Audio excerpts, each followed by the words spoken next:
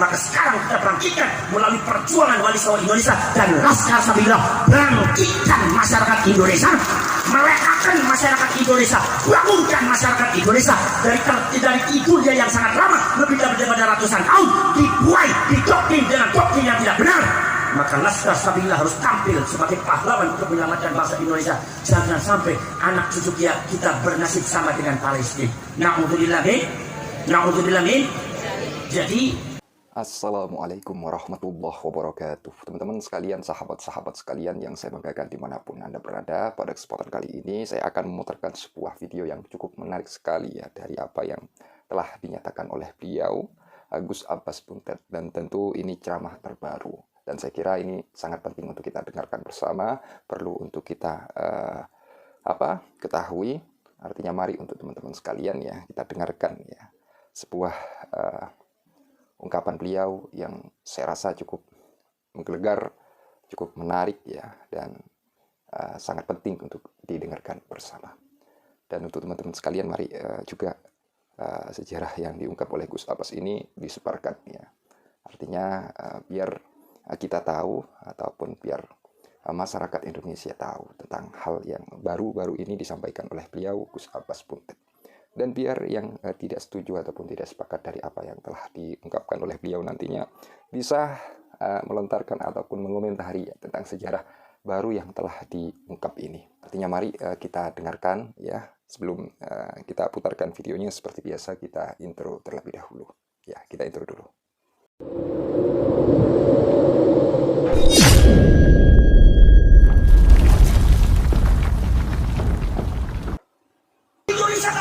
itu mau diperbudak oleh orang lain, mau direndahkan oleh orang lain, mau jadi budaknya orang lain, mau jadi congotnya orang lain. Sejarah leluhurnya dibelok-belokkan, dikabul-kabulkan demi untuk mencintai Ba'ali dan Habaib. Akhirnya kalian semakin dalam dalam kesesatan.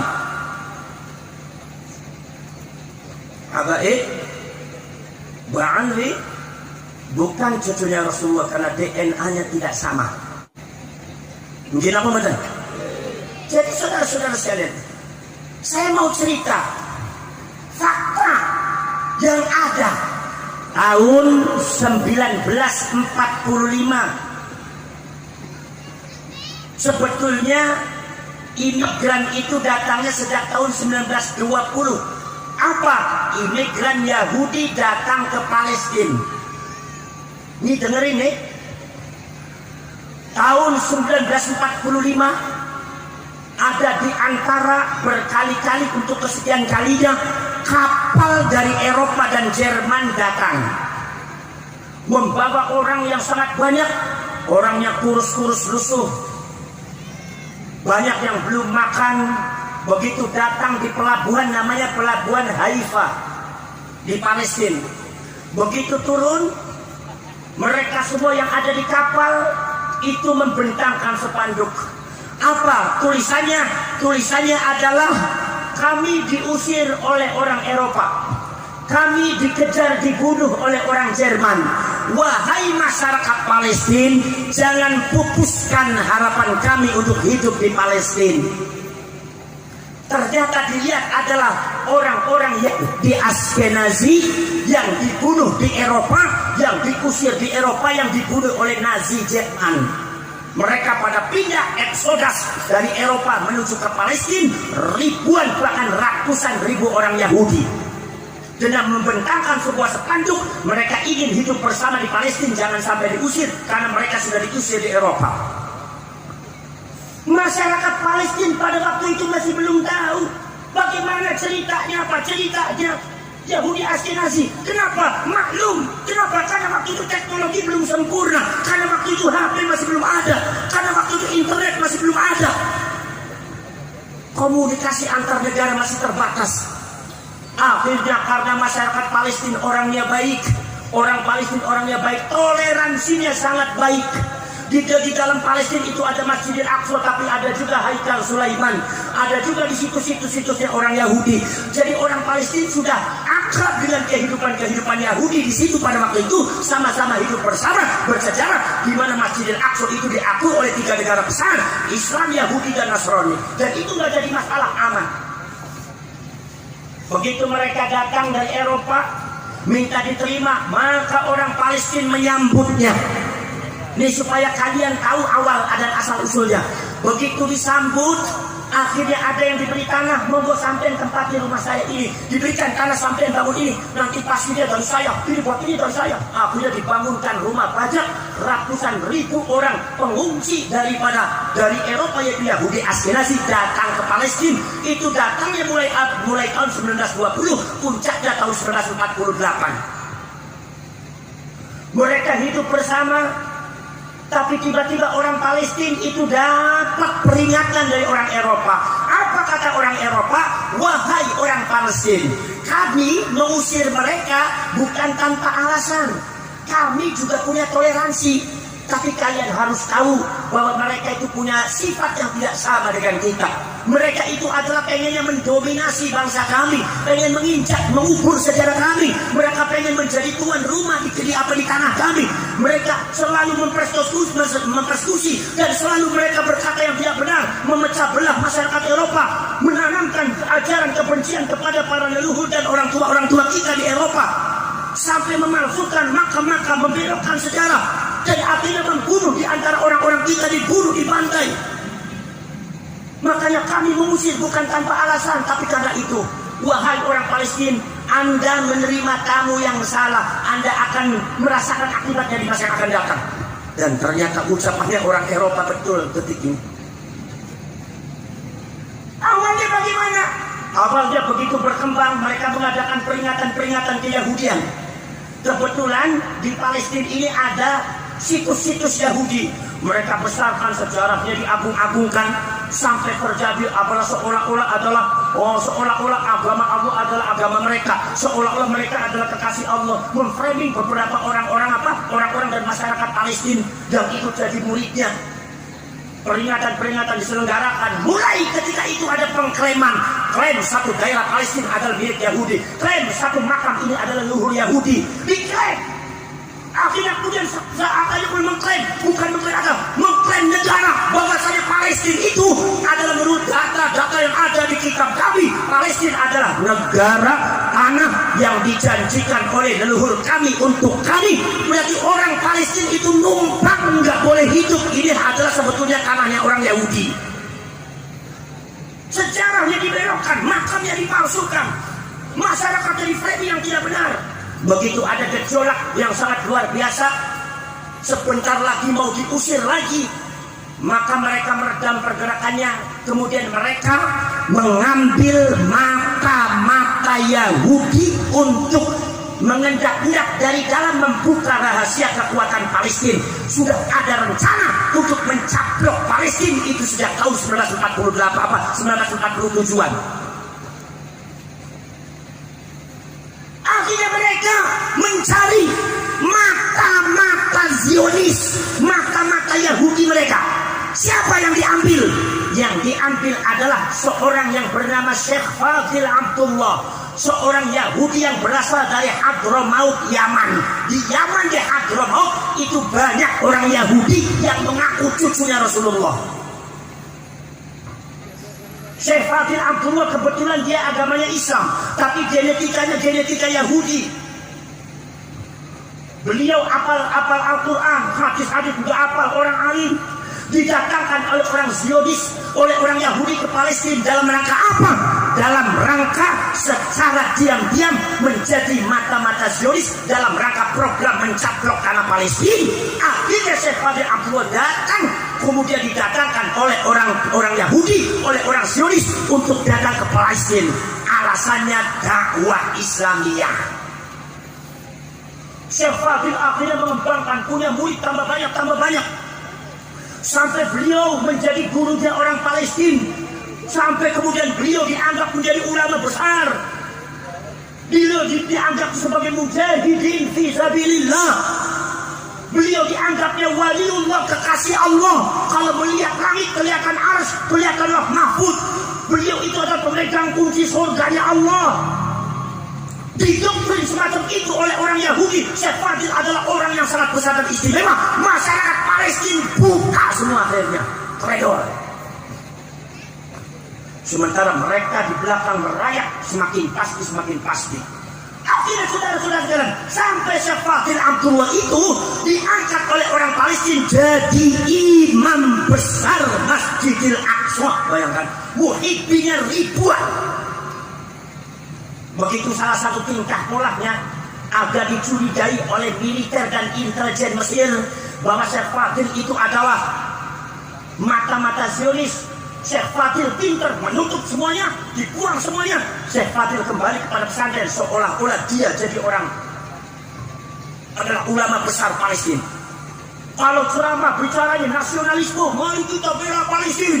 Itu yang namanya orang Yahudi kita usir, musuh Allah kita usir, kita doakan mujahidin fisabilillah. Begitu ceramahnya sangat luar biasa, memukau, mensihir masyarakat Mesir dari dari barat sampai ke timur, dari utara sampai selatan, tersihir sehingga mereka buta, tidak mengerti kalau seorang Syekh Fadil Abdullah adalah orang yang paling berbahaya di Palestina dan satu-satunya orang yang paling berjasa dalam menjatuhkan Palestina sampai membuat masyarakat Palestina menderita sampai detik ini. Subhanallah, begitu difahami seperti itu, tertutuplah itu fitnah itu, tertutuplah itu.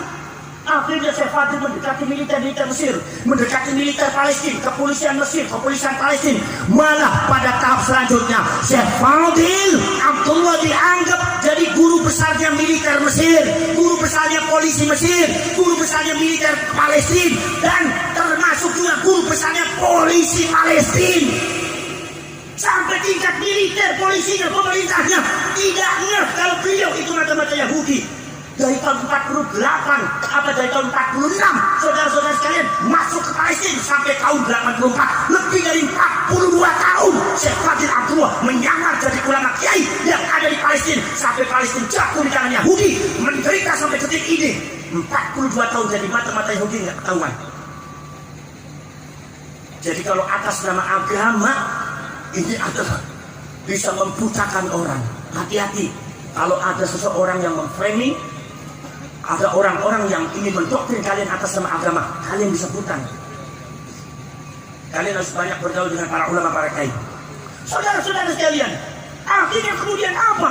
Kemudian rahasia Palestina itu, kekuatan Palestina akhirnya dibongkar semua, diberikan kepada Zionis Israel. Akhirnya Israel itu dari dalam sudah mulai menguasai ekonomi, sudah memulai lahan-lahan ekonomi, termasuk pertahanan, termasuk biologi, termasuk politik, sudah dikuasai semua. Pada akhirnya Syekh Fadil Abdullah ketahuan dijebak oleh orang intelijen Palestina. Ternyata beliau adalah mata-mata Zionis. Begitu diumumkan oleh Palestina, masyarakat Palestina dan Mesir, oleh militer dan intelijen Mesir dan Palestina, bahwa Syekh Fadil Abdullah itu adalah mata-mata Yahudi yang berbahaya bagi kalian. Itu muhibbinya marah semua, perang di situ. Akhirnya sedikit demi sedikit diberikan pencerahan, bukti-bukti nyatanya ditunjukkan oleh pemerintah Palestina, bukti-bukti nyatanya ditunjukkan oleh para intelijen Mesir. Masyarakat semakin tercerahkan. Akhirnya Syekh Fadil Abdullah ditangkap, akhirnya kemudian diusul dihukum gantung mati. Tapi Palestina sudah terlambat, rahasianya sudah terbongkar.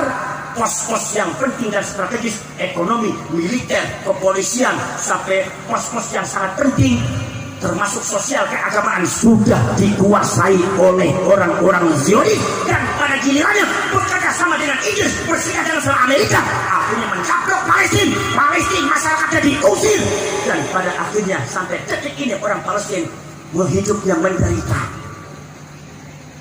Ini fakta sejarah yang tidak bisa dibantah dengan akal dan logika, tidak bisa dibantah dengan ilmu. Makanya kita harus hati-hati, saudara-saudara sekalian. Lah, apa yang terjadi di Palestina tahun 46-48 itu persis terjadi di Indonesia, di Lampung. Klaim sejarah sudah dilakukan oleh oknum Ba'alwi, klaim makam sudah dilakukan oleh oknum Ba'alwi. Ribuan makam atas nama Ba'alwi. Ada makam ini Habib ini bin Yahya, Habib ini bin Asgaf, Habib ini bin Al-Munawwar. Seantero Indonesia dari mulai Jawa sampai Kalimantan, Sumatera, itu makamnya leluhur Indonesia dihabibkan semua. Itu omong kosong kalau tidak ada tujuan, omong kosong. Apalagi genetika mereka sama dengan Zionis. Apa? yaitu genetika Yahudi Askenazi, genetikanya sama, modus operandinya sama. Kalau kita traitor, jangan-jangan di masa yang akan datang anak cucu kita akan seperti nasibnya sama dengan Palestina. Na'udzubillah min dzalik. Maka sekarang kita bangkitkan melalui perjuangan Wali Songo Indonesia dan Laskar Sabilillah, bangkitkan masyarakat Indonesia, melekakan masyarakat Indonesia, bangunkan masyarakat Indonesia dari tidurnya yang sangat lama, lebih daripada ratusan tahun, dibuai, didoktrin dengan doktrin yang tidak benar. Maka Laskar Sabilillah harus tampil sebagai pahlawan untuk menyelamatkan bangsa Indonesia. Jangan sampai anak cucu kita bernasib sama dengan Palestina. Na'udzubillah min. Na'udzubillah min. Jadi sekarang nanti kita kerjasama dengan apa? Kita kerjasama dengan Densus 88. Kita kerjasama dengan pemerintah. Kita kerjasama dengan Pak Dandim dan Panglima TNI. Kita kerjasama dengan pemerintah. Kita kerjasama nanti dengan staf-staf kepresiden atau presiden, dengan pemerintah pusat. Kita kerjasama dengan kepolisian. Kita kerjasama dengan BIN. Kita kerjasama dengan yang lainnya. Seluruh komponen yang ada di Indonesia. Kita tidak bisa bekerja sendiri. Kita tidak bisa menjadi pahlawan sendiri. Tapi kita harus mengaitkan seluruh komponen kekuatan rakyat Indonesia untuk menghentikan doktrin-doktrin yang tidak benar yang dilakukan oleh orang-orang Wahabi, yang dilakukan oleh orang-orang Ba'ali. Segera harus dihentikan karena ini berbahaya bagi bangsa Indonesia. Siap nama betul? Siap nama betul? Bismillahirrahmanirrahim. Alhamdulillahi rabbil alamin. Hamdan syakirin, hamdan na'imin, hamdan yuwafi ni'amahu wa yukafi mazidah. Rabbana wa lakal hamdu kama yanbaghi li jalali wajhikal karim wa 'azimi sultanik. Allahumma salli salatan kamilah wa sallim salaman tamman على سيدنا محمد الذي تنحل بالعقد وتنفرج بالكرب وتقضى به الحوائج وتنال به الرغائب وحسن الخواتم يستسقى الغمام وجه الكريم على آله وصحبه في كل لمحة ونفس بعدد كل معلوم لك. اللهم أرنا الحق حقا وارزقنا اتباعه وأرنا الباطل باطلا وارزقنا اجتنابه. اللهم إنا نسألك رضاك والجنة ونعوذ بك من سخطك والنار ونعوذ بك من سخطك والنار ونعوذ بك من سخطك والنار. اللهم أحسن عاقبتنا في الأمور كلها وأجرنا من خزي الدنيا وعذاب الآخرة. اللهم لا تسلط علينا بذنوبنا من لا يخافك ولا يرحمنا. اللهم إنك عفو كريم تحب العفو فاعف عنا يا كريم. اللهم اجعل خير أيامنا يوم نلقاك وأنت راض عنا واختم بالصالحات أعمالنا واحشرنا مع المقربين وألحقنا بالصالحين وتوفنا مسلمين واغفر لنا ولوالدينا ولجميع المسلمين والمسلمات والمؤمنين والمؤمنات. ربنا آتنا في الدنيا حسنة وفي الآخرة حسنة وقنا عذاب النار وأدخلنا الجنة مع الأبرار يا عزيز يا غفار يا رب العالمين. وصلى الله على سيدنا محمد النبي الأمي وعلى آله وصحبه وبارك وسلم. هذا دعانا كما أمرتنا فاستجب دعانا كما وعدتنا إنك لا تخلف الميعاد. سبحان ربك رب العزة عما يصفون وسلام على المرسلين والحمد لله رب العالمين. الفاتحة.